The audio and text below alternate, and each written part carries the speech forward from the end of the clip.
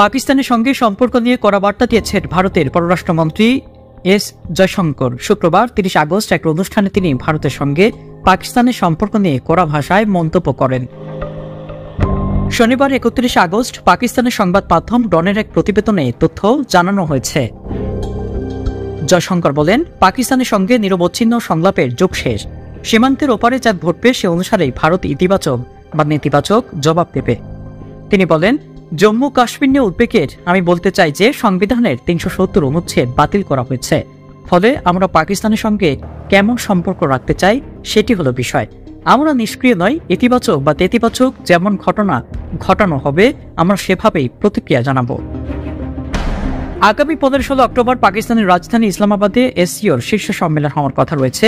এই সম্মেলনে সংস্থাটির সদস্য দেশগুলোর রাষ্ট্র বা সরকার প্রধানরা অংশ নেবেন। এতে ভারতের প্রধানমন্ত্রী নরেন্দ্র মোদীকেও আমন্ত্রণ জানানো হয়েছে বলে জানিয়েছেন পাকিস্তান পররাষ্ট্র মন্ত্রণালয়ের মুখপাত্র মমতাজ জাহরা বালুচ। জানা গেছে, সবশেষ পাকিস্তানে সফর করেছিলেন ভারতের সাবেক পররাষ্ট্রমন্ত্রী সুষমা স্বরাজ। 2015 সালে তিনি দেশটিতে সফর করেন। বিশ্লেষকদের মতে ভারত ও পাকিস্তানের মধ্যকার সম্পর্ক উন্নতির সম্ভাবনা খুবই কম, কেননা ভারত জম্মু ও কাশ্মীরের বিশেষ মর্যাদা বাতিল করেছে। অন্যদিকে এই সিদ্ধান্ত প্রত্যাহার চায় পাকিস্তান। আন্তর্জাতিক সংবাদ, দেশ দেশান্তর 24।